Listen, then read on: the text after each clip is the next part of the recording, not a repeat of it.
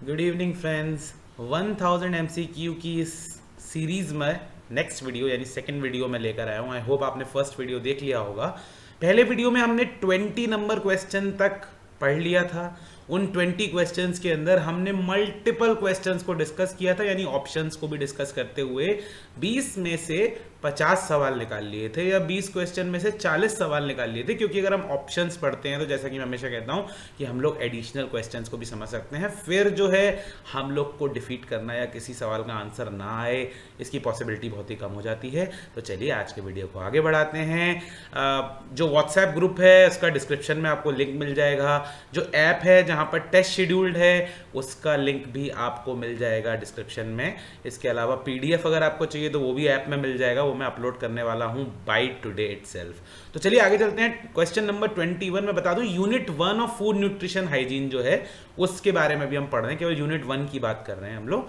और इसका question number 21 है, which of the following is responsible for growth, repair, energy and maintenance of body.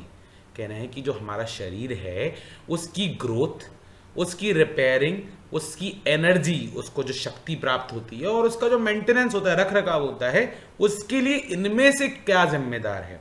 हमने ऐसे एक सवाल थोड़ा ऊपर भी पढ़ा था, जरा हम देख लेते हैं अगर हमें यहाँ मिल जाए वो सवाल। तो मैंने आपसे कल भी, ये देखिए, a substance needed by body for growth, energy, repair and maintenance is called nutrients. हमने यहाँ पे पढ़ा था। उसी सवाल के यहाँ पे थोड़े से वर्डिंग्स जो हैं वो इधर उधर कर दिए गए हैं। आंसर वही है न्यूट्रिएंट्स। न्यूट्रिएंट्स दोस्तों क्या होते हैं, हमने पहले भी पढ़ा, पोषक तत्व होते हैं।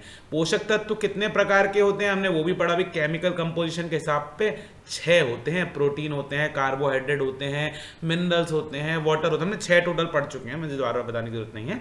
तो न्यूट्रिएंट्स जो हैं वो किस लिए जिम्मेदार होते हैं, हमारे शरीर में ग्रोथ के लिए, हमारे शरीर में रिपेयरिंग के लिए। रिपेयर से क्या मतलब है, जैसे किसी गाड़ी का मेंटेनेंस करना होता है, पहले मेंटेनेंस, जैसे किसी गाड़ी को मेंटेन करना होता है, आप उसके लिए सर्विस कराते हैं, वैसे ही जो पोषक तत्व होते हैं ना वो हमारे शरीर को मेंटेन करते हैं, उसका रख रखाव करते हैं, रिपेयर करते हैं। रिपेयर मतलब थकान होने से, बॉडी के मसल्स को जो वीकनेस होती है, आपकी विभिन्न प्रकार की जो शरीर की रिपेयर नीड्स हैं, यानी उसको जो उसमें शरीर के अंदर जो भी चीज़ें निचले स्तर पर चली गई हैं उन्हें वापस उच्चतम स्तर पर लाने हेतु जो चीज़ें आवश्यक हैं वो न्यूट्रिएंट होती हैं। तो इसके अंदर ये हम सवाल आप पहले ही पढ़ चुके हैं, थोड़ा सा घुमाकर पूछा गया सवाल है। अच्छा दोस्तों, एक चीज़ ध्यान रखनी है, ऑल ऑफ दी अबव जो होता है ना वो हमेशा सही जवाब नहीं होता है। अक्सर हम ऑल ऑफ दी अबव देखते ही जंप कर देते हैं, एग्जामिनर्स को भी वो पता है, वो ना all of the above option को जनरली करेक्ट नहीं देते। ध्यान रखिए, ये देखिए, ये जो बोल्ड किया मैंने, ऑल ऑफ दी अबव जो है ना वो हमेशा सही आंसर नहीं होता है। Identify micronutrient. अब देखो इस क्वेश्चन में से हम कई सारे क्वेश्चंस को समझ लेंगे। माइक्रोन्यूट्रिएंट वर्ड को यूज किया है। माइक्रोन्यूट्रिएंट तो जरा गूगल बाबा में जाते हैं, पढ़ते हैं भैया माइक्रोन्यूट्रिएंट्स इन हिंदी क्या कहते हैं इसको। माइक्रोन्यूट्रिएंट्स को हिंदी में क्या कहा जाता है। माइक्रो होता है सूक्ष्म पोषक तत्व। बेटा माइक्रो का बेसिक मतलब क्या है, छोटा, और मैक्रो का मतलब है बड़ा। तो 2 तरह के पोषक तत्व होते हैं, जैसे हमने पढ़े कि भी 6 तरह के होते हैं रासायनिक संरचना के आधार पर। यहां कहते हैं एक माइक्रो न्यूट्रिएंट्स होते हैं, एक मैक्रो न्यूट्रिएंट्स होते हैं। माइक्रो मतलब छोटे छोटे, जिनका जो कंट्रीब्यूशन है, जो उनका योगदान है वो छोटा होता है, वो कहते हैं माइक्रो न्यूट्रिएंट्स। और एक होते हैं मैक्रो न्यूट्रिएंट्स। मैक्रो न्यूट्रिएंट्स क्या होते हैं, जिनका कंट्रीब्यूशन हमारे शरीर के प्रति बड़ा होता है। देखो क्या शब्द यूज किया है, अल्प मात्रा में होता है इनका प्रयोग, मतलब ये थोड़ा लेना ही हमारे लिए काफी होता है। तो देखो यहां पर हमने एक चीज पढ़ी, न्यूट्रिएंट्स जरूरत के आधार पर 2 तरीके के होते हैं। माइक्रोन्यूट्रिएंट होते हैं as per requirement, there are micronutrient and there are macronutrient. उसके बारे में हम नीचे पढ़ लेंगे। पहले हमें बताना है कि माइक्रोन्यूट्रिएंट्स कौन से होते हैं। तो देखो ऑप्शन है, विटामिन एंड मिनरल होते हैं, प्रोटीन एंड फैट होते हैं, फैटी एसिड्स होते हैं, इसको जरा सही कर लेते हैं, थोड़ा इधर उधर हो गया है, या फिर कार्ब्स एंड वाटर। कार्ब मतलब कार्बोहाइड्रेट, हिंदी में भी कार्बोहाइड्रेट ही कहते हैं, वाटर मतलब पानी, जल, ठीक है, नीर, कुछ भी आप इसको कह सकते हो। तो भाई माइक्रोन्यूट्रिएंट्स इसमें से कौन सा है, विटामिन एंड मिनरल्स है। अब आप पूछोगे सर हम कैसे ध्यान रखें कि ये जो है माइक्रो है ये मैक्रो है। तो देखो इसमें 2 बातें समझने की जरूरत है। यहां से 3-4 सवाल बन सकते हैं। सबसे पहले तो सवाल बन सकते हैं कितने प्रकार के न्यूट्रिएंट्स होते हैं जरूरत के आधार पर, एज पर रिक्वायरमेंट। माइक्रोन्यूट्रिएंट होते हैं, मैक्रोन्यूट्रिएंट होते हैं, यानी दो तरह के होते हैं। माइक्रोन्यूट्रिएंट कौन से होते हैं? जिनकी कम मात्रा में आवश्यकता होती है शरीर को। तो यहां पे एक सवाल बन सकता है, ऐसे न्यूट्रिएंट्स जिनकी अल्प मात्रा में, स्मॉल अमाउंट में रिक्वायरमेंट है, वो कौन से न्यूट्रिएंट होते हैं? माइक्रोन्यूट्रिएंट। एक सवाल बन सकता है, ऐसे न्यूट्रिएंट जो अधिक मात्रा में बॉडी को चाहिए, वो कौन से न्यूट्रिएंट्स हैं? वो हैं मैक्रोन्यूट्रिएंट्स। ठीक है, तो ये चीज हमको आपको ध्यान रख लेनी है। माइक्रो एंड मैक्रो हमने क्या पढ़ा? सूक्ष्म पोषक तत्व। और मैक्रोन्यूट्रिएंट्स को देखो हिंदी में क्या कहते हैं, यहाँ कभी कभी मैं भी फंस जाता हूँ, बट मैक्रोन्यूट्रिएंट्स को हमें क्या कहते हैं? क्या कहते हैं? यहाँ पे कुछ शब्द यूज किया है, मैक्रोन्यूट्रिएंट्स एंड माइक्रोन्यूट्रिएंट्स। वैसे आप इसी को याद कर लो तो ज्यादा जरूरी है, मतलब ज्यादा बेहतर रहेगा। तो माइक्रोन्यूट्रिएंट्स एंड मैक्रोन्यूट्रिएंट्स ही हम हर जगह यूज कर रहे हैं। माइक्रोन्यूट्रिएंट कौन से हैं? जैसे मैंने बताया, needed by body in small amounts. इसमें आते हैं vitamin, minerals and water soluble. Water soluble का क्या मतलब है? ऐसे पदार्थ जो पानी में घुलनशील है। All the substances which are soluble in water are called water solubles. ठीक है, मिनरल्स खनिज पदार्थ, विटामिन, ये हमारे शरीर को क्या चाहिए होते हैं? कम मात्रा में चाहिए होते हैं पर कम मात्रा में चाहिए होते हैं। और हमारे शरीर को चलाने के लिए कार्बोहाइड्रेट, हमारे शरीर की कोशिकाएं और हमारे शरीर की मसल्स वगैरह हर चीज की बॉडी बिल्डिंग जो नीड है वो है प्रोटीन और फैट्स। ये भी हमारे शरीर को चलाने के लिए, मेंटेन करने के लिए बहुत जरूरी है। तो इसमें कुछ नहीं करना है। वैसे मैं कहता हूं याद मत करो, बट यहां पर जनरल सी ये वाला जो मैं लाइन को हाईलाइट कर रहा हूं ना, इसको आपको याद करने की जरूरत है। Micronutrient, macronutrient. माइक्रोन्यूट्रिएंट क्या होते हैं? मैक्रोन्यूट्रिएंट क्या होते हैं? माइक्रोन्यूट्रिएंट कौन से होते हैं और मैक्रोन्यूट्रिएंट्स कौन से होते हैं? न्यूट्रिएंट मतलब पोषक तत्व, माइक्रो मतलब छोटे, मैक्रो मतलब बड़े। माइक्रो मतलब जो हमारे शरीर को कम अमाउंट में चाहिए, मैक्रो मतलब जो हमारे शरीर को ज्यादा अमाउंट में चाहिए। ठीक है, इसको एब्सोल्युटली याद कर लीजिए। Question number 22 is very important. देखो यहां से हमने 3-4 सवाल एडिशनल से समझ लिए आ सकते हैं। State full form of RDA, या फिर what is the full form of RDA. देखो सबसे इंपॉर्टेंट इस सवाल में यह है कि ये सवाल जो है आपके क्वेश्चन पेपर में आई गारंटी यू 100% आएगा। फूड न्यूट्रिशन एंड हाइजीन के बीए, बीएससी, बीकॉम के पेपर में ये सवाल 100% आएगा कि आरडीए की फुल फॉर्म आखिर क्या है। आप लोग पढ़ लेंगे कि आरडीए की full form recommended dietary allowance है, ये भी ठीक है, इसमें भी कोई समस्या नहीं है। अनुशंसित आहार भत्ता, हिंदी में कहते हैं अनुशंसित आहार भत्ता, ये भी आप याद कर लोगे। बट 4 एक से ऑप्शन आएंगे ना तो आप लोग कंफ्यूज हो जाएंगे। तो दोस्तों एकदम स्पेसिफिकली समझ लेना, रिकमेंडेड, रिकमेंड करने का मतलब क्या होता है कि आपको बता रहे इतना जरूर लेना है। क्या लेनी है? डाइट लेनी है, डेली की डेली। इसको कहते हैं रिकमेंडेड डाइटरी अलाउंस। इसके अंदर क्या होता है? रिकमेंडेड डाइटरी अलाउंस में यह बताया जाता है कि एक जो व्यक्ति है उसको खाने में कितनी डाइट लेना जरूरी है। एक महिला को कितनी जरूरी है, एक पुरुष को कितनी जरूरी है, एक यंग बच्चे को कितनी जरूरी है, एक वृद्ध व्यक्ति यानी बूढ़े व्यक्ति को कितनी जरूरी है, प्रेग्नेंट वुमेन को कितनी जरूरी है। ये सारी जो कैटेगरीज हैं कि किसको कितनी डाइट जरूरी है, इसको एक टर्म दिया, एक इसको नाम दिया। क्या नाम दिया? Recommended dietary allowance. तो यहां पे भी ऐसे सवाल आ सकता है कि अगर कोई डाइट रिकमेंड की जाती है किसी प्रेग्नेंट विमेन को, किसी वृद्ध व्यक्ति को, तो उसको क्या कहते हैं? रिकमेंडेड डाइटरी अलाउंस कहते हैं। दूसरा सवाल ये किया जा सकता है कि रिकमेंडेड डाइटरी अलाउंस की फुल फॉर्म, आरडीए की फुल फॉर्म क्या है? रिकमेंडेड डाइटरी अलाउंस है। दोस्तों इसमें बिल्कुल कंफ्यूज नहीं होना है, इसमें बहुत सारे आपको एक जैसे दिखने वाले ऑप्शंस दिए जाएंगे, आपको अच्छे से याद कर लेना, रटना नहीं है, समझ के याद कर लेना है। रिकमेंडेड मतलब अनुशंसित, डाइटरी मतलब आहार, अलाउंस मींस भत्ता, कि इतना खाना, इतनी रिकमेंड जो है डाइट आप जरूर ले लो तो आपके जो शरीर है उसके लिए उचित रहेगा। तो मैं आपको गारंटी देता हूं ये सवाल आपके पेपर में 100% नहीं 200% आएगा ही आएगा। एक और टर्म है SDA, specific dynamic action of food. ये है एसडीए, स्पेसिफिक डायनामिक एक्शन। मतलब जो हम शरीर खाते हैं वो हमारे जो हम खाना खाते हैं उसका हमारे शरीर में क्या एक्शन है स्पेसिफिक, उसको कहते हैं स्पेसिफिक डायनेमिक एक्शन। अगर आपके पेपर में फुल फॉर्म पूछी जानी है, जो कि पूछी जाएंगी, एड्स की फुल फॉर्म पूछी जा सकती है, WHO की फुल फॉर्म पूछी, बहुत सारी फुल फॉर्म पूछी जा सकती हैं, तो उनमें एक ये फुल फॉर्म जो है एसडीए ये थोड़ा सा याद कर लीजिएगा, जरूरी है बहुत ज्यादा। और आरडीए तो मैंने आपको बता दिया आने ही वाला है पेपर में, आपको कोई बचा नहीं सकता है कि आरडीए की फुल फॉर्म आपके पेपर में ना आए, 100% आने वाली है, सिंपल भी है। आरडीए क्या होता है वो भी आपने अच्छे से समझ लिया। क्वेश्चन नंबर 25 पे आ जाते हैं। Which of these is an advantage of regular exercise. भाई रेगुलर डेली अगर आप एक्सरसाइज करोगे तो उसका क्या फायदा है, ये मैंने ऐसे इसलिए किया कि एक मच्छर जो है मुझे थोड़ा सा परेशान कर रहा था। अगर आप डेली एक्सरसाइजिंग करते हैं तो उसका क्या एडवांटेज है भाई, सब लोग जानते हैं।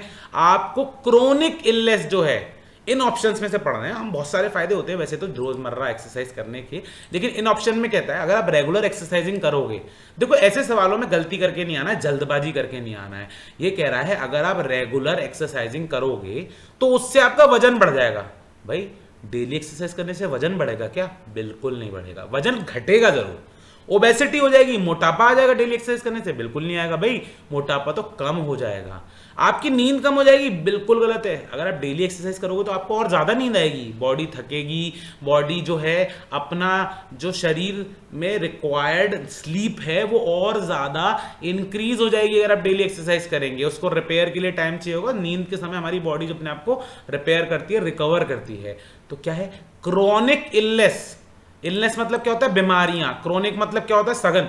तो सघन बीमारियां जो है, क्रोनिक इलनेस जो है, उनका खतरा कम करती है रेगुलर एक्सरसाइज। अब देखो जरा हम यहां गूगल करेंगे फिर से कि क्रोनिक इलनेस आखिर होती क्या है, क्रोनिक डिसीज आखिर होती क्या है। तो देखिए पढ़िए, ऐसी बीमारियां जो कि एक ईयर से ज्यादा का ऑनगोइंग मेडिकल अटेंशन मांगती है। तो ध्यान से पढ़िए, chronic disease are defined broadly as conditions that last 1 year or more and require ongoing medical attention or limit activities or daily living or both, जैसे कि हार्ट डिसीज, कैंसर, डायबिटीज, ये सब जो होती है क्रोनिक डिसीज होती है। मैं इसको फिर से समझा देता हूं।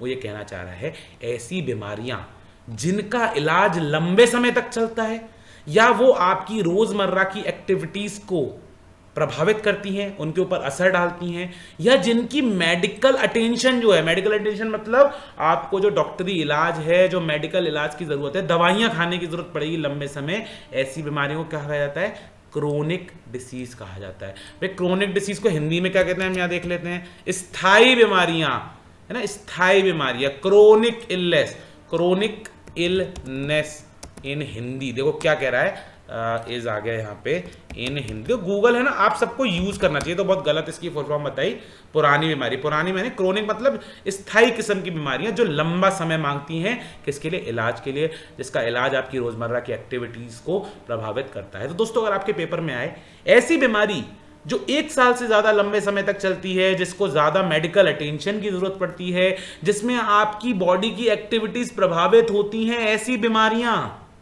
क्या होती हैं, उनका क्या होता है, ऑप्शंस में अगर आता है तो आपको जवाब देना है क्रोनिक इलनेस, यानी स्थायी रूप की जो बीमारियां होती हैं वो होती हैं। रेगुलर एक्सरसाइजिंग अगर आप करेंगे तो ऐसे क्रोनिक इलनेस जैसे दिल की बीमारी, कैंसर वगैरह होने की चांसेस निश्चित रूप से कम हो जाते हैं। इसका सही जवाब यही है।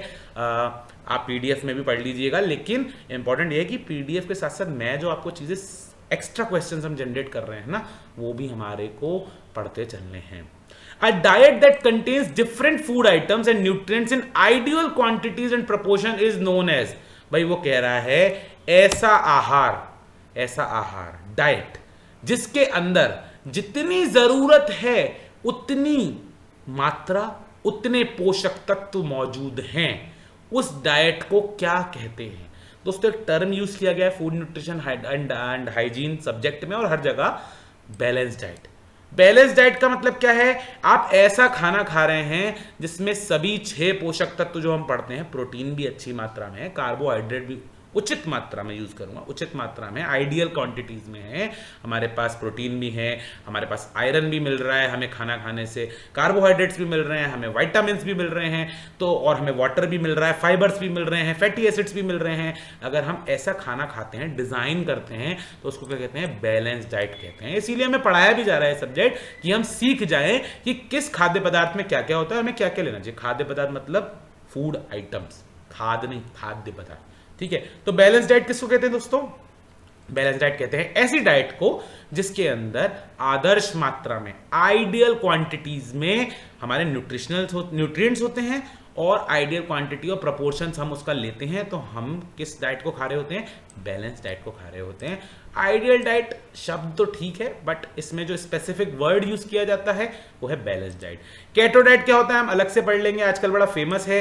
वीगन डाइट, भाई वीगन डाइट जैसे विराट कोहली हैं या बड़े बड़े खिलाड़ी हैं, रोनाल्डो हैं, ये लोग वीगन डाइट फॉलो करते हैं।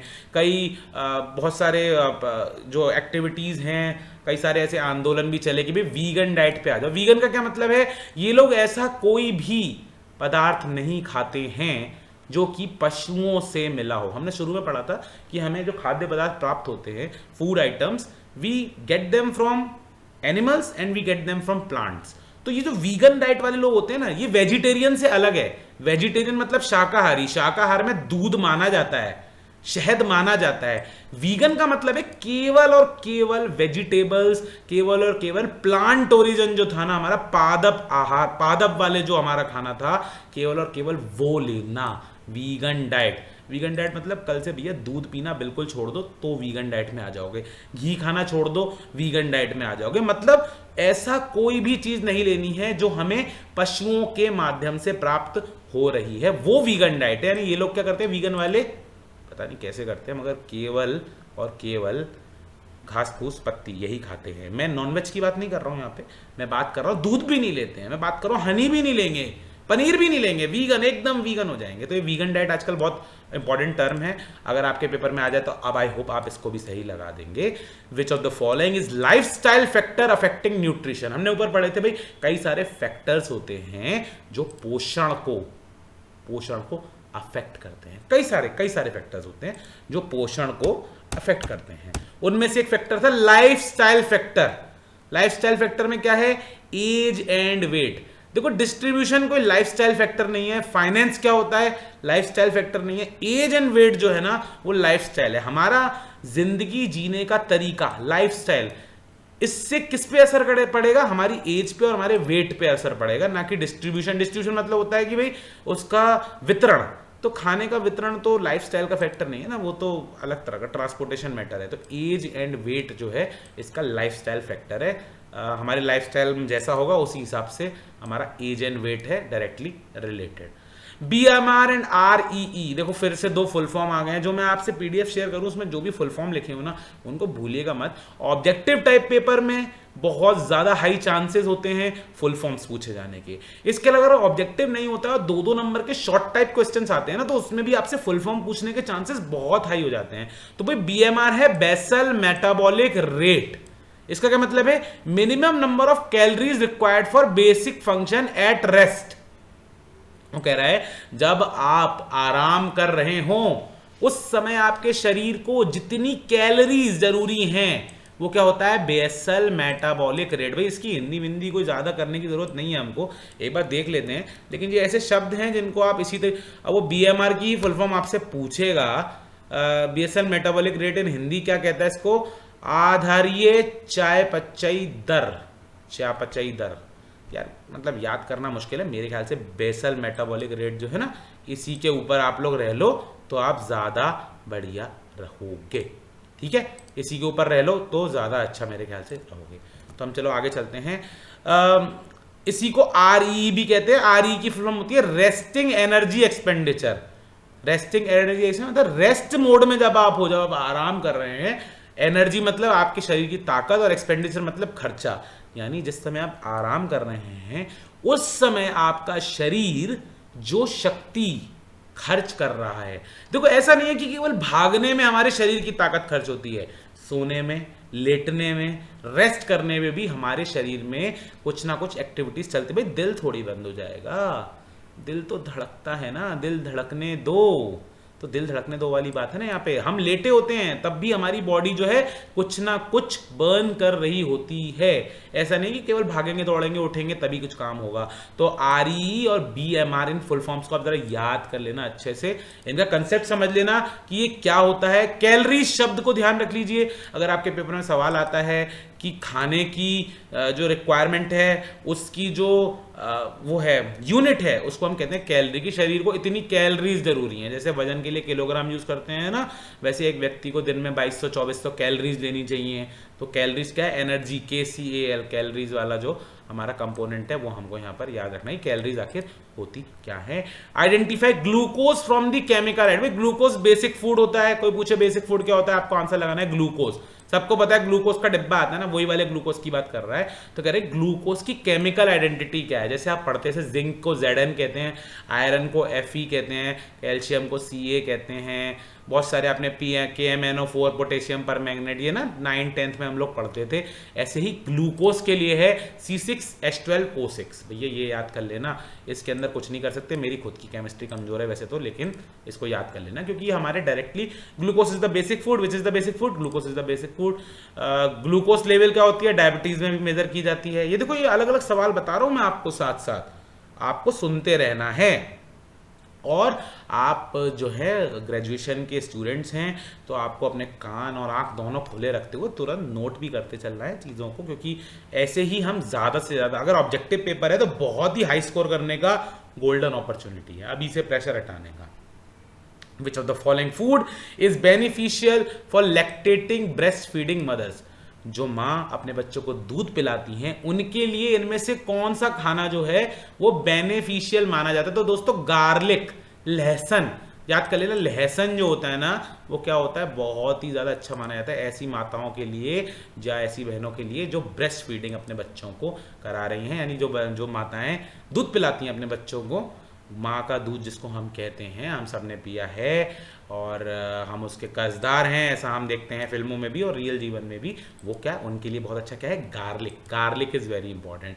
और भी हमने पढ़ा था कीवी के बारे में। कीवी का फल इम्यूनिटी बूस्टिंग फूड। अगर आपसे पूछ ले which of these is immunity boosting food, kiwi. आपको पता होगा चिकनगुनिया या बीमारियां जिसको हो जाती है, प्लेटलेट्स कम हो जाती हैं जब खून में डेंगू की बीमारी होती है, डॉक्टर कहते हैं कीवी खा लो भैया। कीवी जो है ना इम्यूनिटी बूस्टिंग फूड की कैटेगरी के अंदर आता है। गुआवा क्या होता है, अमरूद होता है, ठीक है ना। International organisation for guidelines and control on human health. देखो यहां पर हमको बहुत इंपॉर्टेंट चीज पढ़ने की जरूरत है। 3-4 सवाल अभी के अभी बना रहा हूं मैं, आपको बता रहा हूं। तीनों चारों सवाल हम एक ही MCQ में से अभी इसी समय पढ़ने वाले हैं। ऐसी अंतरराष्ट्रीय संस्था, इंटरनेशनल ऑर्गेनाइजेशन जो पूरे विश्व में हेल्थ के बारे में गाइडलाइंस यानी एडवाइजरी कि आपको क्या करना है क्या नहीं करना है वो जारी करती है, वो कौन सी ऑर्गेनाइजेशन है भाई? WHO। क्या फुल फॉर्म होती है इसकी? World health organisation. आपको यहाँ कंप्लीट नहीं, आपको कंफ्यूज नहीं होना है कि एक तो है WHO, ये इंटरनेशनल अंतरराष्ट्रीय स्तर पर, एक है ICMR, Indian council of medical research, वो भारत की एक संस्था है। आपको अगर ऑप्शन में ICMR और WHO दोनों आ जाए, अंतरराष्ट्रीय संस्था पूछ रहा है तो ICMR है। ICMR का मुख्यालय नई दिल्ली में है, WHO का मुख्यालय जिनीवा के अंदर है। देखो एक और सवाल निकल गया यहां से, जिनीवा एक सवाल निकल गया, नई दिल्ली में ICMR की full form Indian council of medical research, Bharatiya Ayurvigyan क्या है मैं देख लेता हूं। ICMR इन हिंदी, आयुर्विज्ञान अनुसंधान, ICMR इन हिंदी। एक सेकंड, देखो गूगल बड़ा अच्छा चीज है, सब लोग यूज करते हैं टीचर्स। भारतीय आयुर्विज्ञान अनुसंधान परिषद में नहीं पहुंच पा रहा था, इंडियन काउंसिल परिषद, तो ठीक है ये नई दिल्ली में है। और इसके अलावा देखो एक और सवाल, 1948 WHO कब बना? 1948 में बना। ICMR कब बना ये भी देख लेते हैं। ICMR initial year of establishment क्या है जरा देख लो। ICMR हमारा कब बना है? ICMR कब बना है? हिस्ट्री पढ़ लेते हैं ICMR की। आई थिंक 1911 दिखा रहा है, क्या दिखा रहा है?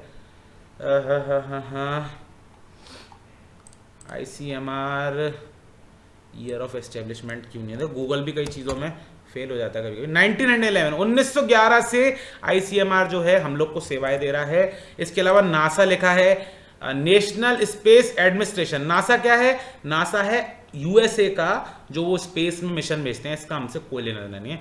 UNO यूनाइटेड नेशंस ऑर्गेनाइजेशन, संयुक्त राष्ट्र संघ। WHO जो है वो संयुक्त राष्ट्र संघ की एक इकाई है, हमको याद रखना है। FSSAI food safety and standardisation authority of India, मुझे ऐसा लग रहा है मैंने यहाँ पे फसाई जो है गलत लिख दिया है, 1 मिनट। देखो ये है फसाई ना, food safety and standards authority of India. तो यहाँ पे ये नहीं है, ये हम यहाँ से हटा देते हैं। ये फसाई food safety and standards authority of India. तो भारत में खाद्य पदार्थों के बारे में, जैसे आप किसी कुरकुरे का पैकेट खरीदिए, चॉकलेट का पैकेट खरीदिए, उसको जब पीछे से पलटेंगे तो उस पर न्यूट्रिएंट वैल्यू लिखी होंगी। वो सारी वैल्यू किसकी वजह से? फसाई की वजह से। फसाई कंट्रोल करता है भाई फूड सेफ्टी और उसकी स्टैंडर्डाइजेशन जो है उसकी अथॉरिटी इंडिया में क्या है? फसाई है। तो देखो ये सब चीजें आपको अच्छे से याद कर लेनी है। ये अगस्त 2011 में ही बना था, इसका हेडक्वार्टर नई दिल्ली में। देखो हमने कितने सारे क्वेश्चन पढ़ लिए। WHO यूएनओ की संस्था है, WHO जिनीवा हेडक्वार्टर है, WHO 1948 में बना था, WHO अंतरराष्ट्रीय ऑर्गेनाइजेशन है, WHO की full form world health organisation है। WHO के अलावा इंडिया में Indian council of medical research है, इसको ICMR कहते हैं, भारतीय आयुर्विज्ञान अनुसंधान परिषद, जो बना था 1911 में, उसका हेडक्वार्टर नई दिल्ली में है। नासा स्पेस वाला है, हमको कोई मतलब नहीं है। यूनाइटेड नेशन ऑर्गेनाइजेशन हम सबको पता है क्या होता है, संयुक्त राष्ट्र संघ। FSSAI food safety and standardisation authority of India, ये कब है? 2011 में बना था। इसका संस्था कहां पे है? ये भी नई दिल्ली के अंदर स्थित है। इनकी फुल फॉर्म आपसे पूछी जा सकती है, इसकी पूछी जा सकती है, इसकी पूछी जा सकती है, ICMR की पूछी जा सकती है। एक एक सवाल में से कई कई सवाल निकलते हैं दोस्तों। इस मंशा से पढ़ेंगे तो कुछ भी है बचने वाला नहीं है। The condition of perfect functioning of body, अगर आपका शरीर आदर्श काम कर रहा है, परफेक्ट फंक्शन कर रहा है, आपका शरीर जो है कहीं दर्द नहीं है कि नहीं मेरा बुढ़ापा आ गया, इस कमर को लेकर मैं कहां जाऊं। अगर आपका शरीर ये नहीं कर रहा है, आप जो चाहे वो कर पा रहे हैं, अपनी शरीर की मदद से खेल पा रहे हैं, कूद पा रहे हैं, सो पा रहे हैं, खा पा रहे हैं, सीढ़ी चढ़ पा रहे हैं, उतर पा रहे हैं, अच्छे से सांस ले पा रहे हैं, आपका दिल अच्छा रखता है, आपके चक्कर नहीं आता है, अगर ये सभी चीज़ें सही हैं तो आप क्या है? परफेक्ट फिजिकल हेल्थ में हैं। फिजिकल मतलब शारीरिक जो है, आपकी शारीरिक स्वास्थ्य आपका परफेक्ट है। एक सोशल हेल्थ होती है, सामाजिक स्वास्थ्य, मेंटल हेल्थ होती है, मानसिक स्वास्थ्य, स्पिरिचुअल हेल्थ होती है, आत्मिक स्वास्थ्य। तो यहाँ पे हम ये भी पढ़ लेते हैं कि भाई ये तरह की भी होती हैं। अगर वो पूछे कि आप समाज के साथ अच्छे से कनेक्ट करते हैं तो आप किस प्रकार के स्वस्थ हैं? आप सामाजिक स्वस्थ हैं। अगर आपका माइंड मेंटल लेवल एकदम बढ़िया, कुछ लोग होते हैं ना डिप्रेशन होते हैं, कुछ लोग बहुत जल्दी घबरा जाते हैं, कुछ लोगों को बहुत जल्दी गुस्सा आ जाता है, कुछ लोग बहुत जल्दी परेशान हो जाते हैं, कुछ लोग परमानेंटली परेशान रहते हैं, तो वो सब क्या कहते हैं? मानसिक स्वास्थ्य से थोड़ा दूर कह सकते हैं। छोटी छोटी चीजें होती है। मानसिक स्वास्थ्य का मतलब केवल पागलपन ही नहीं होता है, लेकिन छोटी छोटी चीजें भी जो होती हैं ना, कि हम कहते हैं अरे यार बड़ा बड़ा काइया बंदा है यार, दिमाग खराब कर देता है, इस तरह की भी अगर किसी से चीजें हैं तो वो उसके मानसिक स्वास्थ्य की कमी है। स्पिरिचुअल मतलब आत्मिक हेल्थ। अगर आप अंदर से कहते हो हा मैंने तो जीवन में सब प्राप्त कर लिया है, मैं अपने जीवन से बड़ा खुश हूं, मुझे कोई टेंशन ही नहीं है, तो वो आप आत्मिक स्वास्थ्य की तरफ बढ़ रहे हैं। आप मतलब आत्मा से खुश है, आत्मा खुश हो गई, आज मेरी मोमोज खाए थे मैंने मेयोनीज के साथ स्पाइसी वाले। आत्मिक स्वास्थ्य उसको हम कहते हैं। यहाँ भी हमने 4 चीज़ों के बारे में पढ़ लिया। आई होप अगर आपके पास क्वेश्चन आ जाएगा कि भाई कोई व्यक्ति अगर मेंटली सही है, वो अपने घबराता नहीं है जल्दी और वो परेशान नहीं होता है, तो किस प्रकार के स्वास्थ्य में है? तो वो मेंटल हेल्थ में है। इसी तरह यहाँ सवाल था परफेक्ट फंक्शनिंग ऑफ बॉडी। देखो जरा पढ़ लो, परफेक्ट फंक्शनिंग ऑफ बॉडी, शरीर जो है वो आदर्श फंक्शन कर रहा है, तो वो क्या है? हमारा फिजिकल हेल्थ है। The condition of balance between individual and surrounding world including environment is known as. भाई ये यहाँ पे मेरे ख्याल से तो मैंने गलत ऑप्शन लगा दिया, ये इसका ऑप्शन नहीं है, इसको हटा देते हैं। अगर कोई व्यक्ति खुद में और उसके आसपास की चीज़ों में अच्छे से सामंजस्य बिठा पा रहा है तो वो व्यक्ति किस में है? बहुत ही आदर्श सोशल हेल्थ में है, सॉरी बहुत ही आदर्श फिजिकल हेल्थ में है। इसका मतलब ये है कि एक व्यक्ति जो है ना, वो तभी अपने आसपास के वर्ल्ड से, आसपास की दुनिया से कनेक्ट कर पाता है जब वो फिजिकल हेल्थ में होता है। अच्छा शरीर होगा तो वो अपने आसपास की सराउंडिंग वर्ल्ड से अच्छे से कनेक्ट कर पाएगा। The involvement and connect of individual with community, देखो यहां आ गया, समाज के साथ अगर एक व्यक्ति अच्छे से जुड़ाव कर रहा है, समाज के साथ कर रहा है, तो क्या हुआ? सोशल, सामाजिक स्वास्थ्य। शब्द जोड़ लो, कम्युनिटी, समाज के साथ, समुदाय के साथ अगर वो अच्छे से मिलन कर पा रहा है तो वो किस कंडीशन में है? आइडियल सोशल हेल्थ में है, सामाजिक स्वास्थ्य के अंदर है। Searching for meaning and purpose of life. मैंने कहा ना, आहा मेरा जीवन सफल हो गया।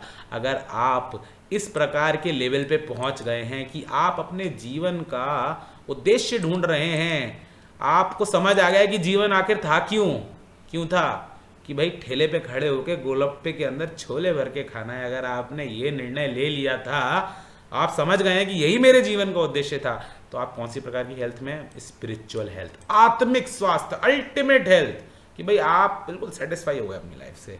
The connecting link between physiology and psychology. Physiology का मतलब क्या हुआ? शरीर, और साइकोलॉजी से मतलब हुआ माइंड। अगर माइंड और शरीर कनेक्ट हो गया है आपका एकदम, आप बिल्कुल सेटिस्फाई हो गए, तो फिर से ये आत्मिक स्वास्थ्य है। तो ये डेफिनेशंस आपसे पूछी जा सकती हैं, सही जवाब लगा के आइएगा, समझ जाएंगे। कह रहा है शरीर और माइंड, शरीर और हमारा जो माइंड है, अगर वो एक दूसरे से लिंक हो गया है, यानी हम अल्टीमेट लेवल पे पहुंच गए हैं। अल्टीमेट लेवल का स्वास्थ्य कौन सा होता है? स्पिरिचुअल हेल्थ होता है। आगे चलते हैं। Identify non communicable disease. हम यहाँ पे हम फिर से पढ़ लेते हैं, देखो बड़े अच्छे से पढ़ लेते हैं कि एक होते हैं कम्युनिकेबल डिसीज। कम्युनिकेबल मतलब संचारी रोग जो एक व्यक्ति से दूसरे व्यक्ति में फैलते हैं। नॉन कम्युनिकेबल मतलब असंचारी रोग जो एक व्यक्ति से दूसरे व्यक्ति के नहीं फैलते हैं। ये हमको समझना है। कोविड-19 बड़ा सिंपल सा एग्जांपल है, कम्युनिकेबल डिसीज है, एक व्यक्ति से दूसरे व्यक्ति में फैलता है। डायबिटीज नहीं फैलता है। डायबिटीज जो है एक व्यक्ति से दूसरे, जेनेटिकली तो जा सकता है, बट ऐसा नहीं है कि मुझे डायबिटीज और मैंने खांस दिया तो आपको भी डायबिटीज, नहीं, ऐसा नहीं होता है। मीजल्स हो जाता है, ये ध्यान रखना। किसी लोग सोचते हैं पोलियो एक कम्युनिकेबल संचारी रोग है, और बहुत पूछा जाता है पेपर में। पोलियो इज ए कम्युनिकेबल संचारी रोग। पोलियो जिस व्यक्ति को हुआ है, उनका अगर पैर में कोई दिक्कत है, कोई खराबी आती है उनके किसी अंग में, वो पोलियो नहीं है, वो पोलियो की वजह से होने वाली दिक्कत है। पोलियो उस व्यक्ति में जो इन्फेक्शन है वो है, उस इन्फेक्शन की वजह से जो चीज हुई वो उनका पैर खराब हुआ है या जो भी हुआ, जो हम पोलियो में देखते हैं। हालांकि बहुत बेहतरीन तरीके से हमने पोलियो से लड़ाई करते हुए एरेडिकेशन किया है, तो आपको एक बात अच्छे से समझ लेनी है, polio is a communicable disease. तो यहां समझना है, फैलने वाले रोग एक व्यक्ति से दूसरे व्यक्ति तक, कम्युनिकेबल डिसीज। एक व्यक्ति से दूसरे व्यक्ति में नहीं फैलने वाले, जैसे दिल की बीमारी, मतलब दिल की बीमारी, वैसी वाली दिल की बीमारी तो फैल जाती है एक दूसरे व्यक्ति से दूसरे व्यक्ति तक। वो वैलेंटाइंस वाली दिल की बीमारी की बात नहीं हो रही है, ये बात हो रही है हार्ट अटैक वाली दिल की बीमारी की। तो दोस्तों वो वाली जो दिल की बीमारी है एक व्यक्ति से दूसरे व्यक्ति में नहीं फैलती, that is a non communicable disease. ये क्या है? कम्युनिकेबल डिसीज के बारे में हम पढ़ रहे हैं, एक पढ़ रहे हैं नॉन कम्युनिकेबल डिसीज के बारे में। इनकी लिस्ट पढ़ लेना, मैं दे दूंगा आप लोगों को, है ना। तो समझना है, पोलियो कम्युनिकेबल है यानी संचारी है, डायबिटीज जो है असंचारी रोग है, बाकी ये सारे जो है ना, कॉमन कोल्ड, आपको छींक होगी, आपको मतलब नाक वाक बह रही है, छींक वीक रहे हैं, इन्फेक्शियस है, दूसरे को भी फैल सकता है। नाइट ब्लाइंडनेस विटामिन ए की कमी से फैलती है भाई। नाइट ब्लाइंडनेस जो होती है ना, ब्लाइंडनेस मतलब आंखें, आंखों का सीधा रिलेशन है ए, विटामिन ए। विटामिन ए जो होता है वो हमारी आंखों के लिए, थोड़ा सा इसको ऐसे कर ले हम लोग, मैं भी थोड़ा इधर आ जाऊं, मुझे थोड़ी सी परेशानी हो रही है लाइट लेके। हाँ जी। तो भाई विटामिन ए जो है वो आंखों से सीधे रूप से जुड़ा हुआ है। विटामिन ए को क्या कहते हैं? रेटिनॉल कहते हैं। शब्द पढ़ लेना अगर आपके पेपर में सवाल आता है, which vitamin is called retinol. कौन से विटामिन को रेटिनॉल कहा जाता है? तो आप क्या उत्तर लगाएंगे? विटामिन ए लगाएंगे। कौन सा विटामिन जो है आंखों के लिए अच्छा होता है? आप क्या उत्तर लगाएंगे? विटामिन ए लगाएंगे। कौन से विटामिन से हमारी नाइट ब्लाइंडनेस किसकी कमी से होती है? विटामिन ए की कमी से होती है। रेटिनॉल यानी विटामिन ए क्या करता है? हमारी रेटिना क्या होती है? हमारी आंख के पीछे का जो पर्दा होता है, जो हमारी आंख में इमेजेस, इंपल्सेस जो नर्व ब्रेन से आ रही हैं उनको ट्रांसफॉर्म करने का काम करता है, वो रेटिनॉल यानी विटामिन ए। विटामिन ए कहां पाया जाता है? गाजर। सबसे ज्यादा कहते हैं गाजर खाओ और आंख को तेज करो। तो यहाँ पे गाजर ध्यान रखना, विटामिन ए ध्यान रखना, रेटिनॉल ध्यान रखना, नाइट ब्लाइंडनेस ध्यान रखना। आईज से रिलेटेड कौन सा विटामिन है? हमारा विटामिन ए है। देखो 3-4 सवाल एक सवाल से बनते हैं बड़े आराम से। विटामिन डी कहाँ से मिलता है? सनलाइट से मिलता है। विटामिन सी खट्टे फलों से मिलता है, हम लोग जानते हैं ना, इसको ऐसे पढ़ते जाएंगे। विटामिन बी कई तरह का होता है, B6, B12 है ना, वो हम आगे पढ़ लेंगे। The involvement and connect of individual with community, ऊपर आ गया सवाल, दोबारा से रिपीट हो गया, सोशल हेल्थ है ना। Anaemia disease affects which organ? Anaemia जो होता है उससे हमारे किस ऑर्गन के ऊपर फर्क पड़ता है? भाई एनीमिया से हमारे लंग्स पे, लंग्स मतलब फेफड़े, हिंदी में फेफड़े।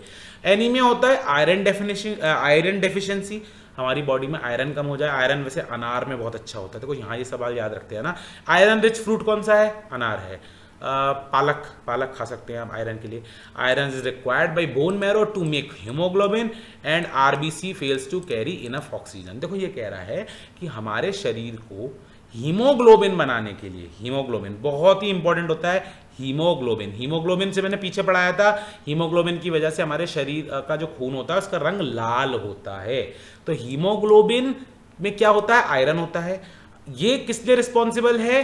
कि हमारे जो रेड ब्लड सेल्स हैं, जो लाल रक्त कोशिकाएं हैं, वो हमारे शरीर में ऑक्सीजन को कैरी करें, ऑक्सीजन को लेके जाएं। फेफड़े क्या कर रहे हैं? हम लोग को ऑक्सीजन, सांस लेने में मदद कर रहे हैं। तो अगर हमारा हीमोग्लोबिन कम होगा, हमारे अंदर आयरन कम होगा, तो हमारे रेड ब्लड सेल्स होंगे, वो क्या करेंगे? ऑक्सीजन की मात्रा कम ले जा पाएंगे, और कम ले पाएंगे तो हमारे लंग्स पे असर पड़ेगा और हमें एनीमिया की प्रॉब्लम होगी। देखो कई सारी चीज़ें हो गई। एनीमिया क्या होता है? लंग्स की वजह से होता है। लंग्स क्या करते हैं? सांस लेने में मदद करते हैं, फेफड़े, है ना। उसके अलावा क्या है? हीमोग्लोबिन हमारा कैसे आयरन जो है युक्त होता है, लाल देता है खून को रंग। आरबीसी जो होते हैं वो ऑक्सीजन कैरी करते हैं। कितने सारे सवाल हमने यहाँ पे पढ़ लिए, 40 सवाल हम पूरे कर चुके हैं। एक आध सवाल और पढ़ लेते हैं। गॉइट्रे डिसीज, ये इससे क्या होता है? हमारे यहाँ पे गर्दन के नीचे फूल जाता है। इसका इमेज जो है आप देख लेना। ला चलो मैं दिखाई देता हूँ। GOITRE, गॉइट्रे disease. इमेजेस में जाते हैं। देखो ये गॉइट्रे में क्या दिखा रहा है? ये है गॉइट्रे, गर्दन के नीचे का हिस्सा इतना इतना फूल जाता है लोगों का, ठीक है, ऐसे ऐसे। तो गॉइट्रे डिसीज क्या है? कौन से ऑर्गन को इफेक्ट करता है? थायराइड। अब देखो थायराइड कहाँ पे प्लेस्ड है? गले में। तो आयोडीन की डेफिशिएंसी से होता है, जिससे हमारे शरीर में थायराइड हार्मोन जो है वो बनना बंद हो जाता है, जिसकी वजह से हाइपरथायरॉयडिज्म तक पहुंच जाते हैं। तो को 3-4 चीजें समझ लेना है यहाँ पे। एक डिसीज है, एक बीमारी है, इसका नाम है गॉइट्रे। हिंदी में क्या कहते हैं जरा देखें? गॉइट्रे डिसीज इन हिंदी क्या कहते हैं भैया? गॉइट्रे को चिल्ला चिल्ला के बताएगा गूगल हमको। घेंगा। अरे यार याद था मुझे, घेंगा। इसमें गला फूल जाता है। देखो भाई घेंगे की बीमारी जो होती है गॉइट्रे, इसमें हमारे थायराइड कहाँ पे है? गले में। क्या होता है? आयोडीन की डेफिशिएंसी से होता है। कई सारे सवाल हमने फिर पढ़ लिए। आयोडीन डेफिशिएंसी, इससे थायराइड पे नुकसान। थायराइड नहीं, नॉन प्रोडक्शन किसका होता है? हार्मोन जिसका नाम है थायराइड का। तो ऐसे केस में क्या होता है? हमारे गले में यहाँ पे सूजन आनी शुरू हो जाती है, जो घेंगे की बीमारी के रूप में सामने आती है।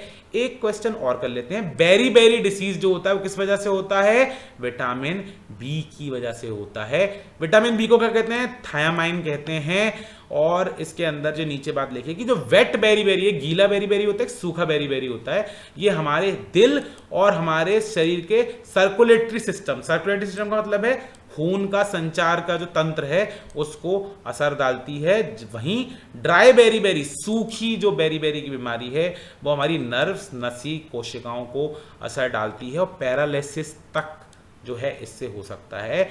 एल्कोहल, शराब पीना बेरी का एक मेजर रीजन है। बेरी की हिंदी क्या होती है? जरा पढ़ लेते हैं। तो घेंगे की बीमारी थी वो, बेरी को बेरी ही कहा जा रहा है। ऐसे गूगल करके ना हम हिंदी इंग्लिश बड़े आराम से पढ़ सकते हैं। कई बार ऐसा होता है हमें हिंदी में ऑलरेडी उसका नाम पता होता है। तो ये आपको PDF दूंगा, तो वहां से आप चीजों को इस तरह से गूगल करके देखते हैं। Diabetes is cause due to dysfunction of, भाई देखो बहुत इंपॉर्टेंट सवाल है। डायबिटीज नाम सुना होगा, खूब होती है। डायबिटीज टाइप 1 होती है, टाइप 2, दो तरह की डायबिटीज। तो यहाँ पे हम, ये लास्ट क्वेश्चन है आज का, जरा ध्यान से पढ़ लेंगे। डायबिटीज किस हमारे अंग के डिसफंक्शन यानी गड़बड़ होने से होती है? तो दोस्तों उसका आंसर है पैनक्रियास। मैं आपको गूगल करके क्यों दिखा रहा हूं? क्योंकि मैं चाहता हूं कि आप लोग भी गूगल कर रहे हैं और ज्यादा से ज्यादा चीजों को देखें। पाचन तंत्र का प्रमुख अंग और छोटी आंत का पहला भाग होता है अग्राशय यानी पैनक्रियास। पैनक्रियास को हिंदी में क्या कहते हैं? ऐसे पढ़ो आप, अग्राशय कहते हैं, है ना। तो हम यहां पढ़ रहे हैं कि डायबिटीज क्यों होती है? पैनक्रियास, अग्राशय खराब होने की वजह से। अग्राशय क्या काम करता है? इंसुलिन बनाता है। इंसुलिन हमारी बॉडी में क्या काम करता है? शुगर को कंट्रोल करता है। अब देखो यहां पे 3-4 सवाल है, ध्यान से सुन लेना, लास्ट चीज बता रहा हूं, उसके बाद हम आज का वीडियो बंद कर देंगे। डायबिटीज एक ऐसी बीमारी है जिसमें हमारे शरीर में शुगर लेवल बढ़ जाता है, जिसकी वजह से हमें बहुत सारी परेशानियां होती हैं। शुगर लेवल को कंट्रोल करने के लिए बॉडी में क्या होता है? पेनक्रियाज इंसुलिन बनाता है। तो हमारा पेनक्रियाज अगर गलत तरीके से काम कर रहा है, सही काम नहीं कर रहा है, डिसफंक्शन कर रहा है, ऐसे केस में क्या होगा? इंसुलिन कम बनेगा और हमारा शुगर जो है बढ़ना शुरू हो जाएगा। इंसुलिन हार्मोन, देखो यहां लिखा हुआ इंसुलिन हार्मोन, कौन बनाता है? इंसुलिन, पेनक्रियाज बनाता है। पेनक्रियाज इंसुलिन नहीं बनाएगा तो क्या होगा? डायबिटीज हो जाएगी। डायबिटीज कितने प्रकार की होती है? 2 प्रकार की होती है, एक टाइप 1, एक टाइप 2। टाइप 1 है जेनेटिक मतलब जो हमें हमारे पिताजी माताजी, जो पूरा ऊपर से लेके नीचे तक हमारा मतलब एक जनरेशन से, एक पीढ़ी से दूसरी पीढ़ी में पास ऑन होने वाली बीमारियों को जेनेटिक डिसीज किया जाता है। टाइप 1 हो गई जेनेटिक, और टाइप 2 हो गई डाइट, मतलब आपने ऐसी अपना खाना रखा, इस तरह का आपने खान पान रखा जीवन में, फास्ट फूड एक्सेट्रा, जिसकी वजह से आपको डायबिटीज आपने खुद ही एक्वायर कर ली। तो 2 तरह की डायबिटीज होती हैं। 43 नंबर क्वेश्चन पे आज रोकते हैं। मैं उम्मीद करता हूँ वीडियो पसंद आया होगा। नीचे लिंक्स में ऐप का, PDF का, व्हाट्सएप ग्रुप ज्वाइन करने का कर लीजिएगा। अभी उसमें कंटेंट कम होगा, लेकिन हम अगले 5-7 दिन में बहुत सारा कंटेंट भरेंगे, क्योंकि ऐप अभी बना है। Until we meet next time, I wish you bye bye. कोई भी सवाल हो आप पोस्ट कर सकते हो नीचे इसी के डिस्क्रिप्शन में, और हम लोग एक बार फाइनल डिस्कशन भी करेंगे लाइव, ओके, जब हम पूरा यूनिट 1 के MCQ खत्म कर लेंगे। Until we meet next time, I will say goodbye. और हमने वैसे 43 सवाल पढ़े हैं, लेकिन कम से कम 150 सवाल हम लोग डिस्कस कर चुके हैं ऑप्शन के माध्यम से। Take care guys, good night.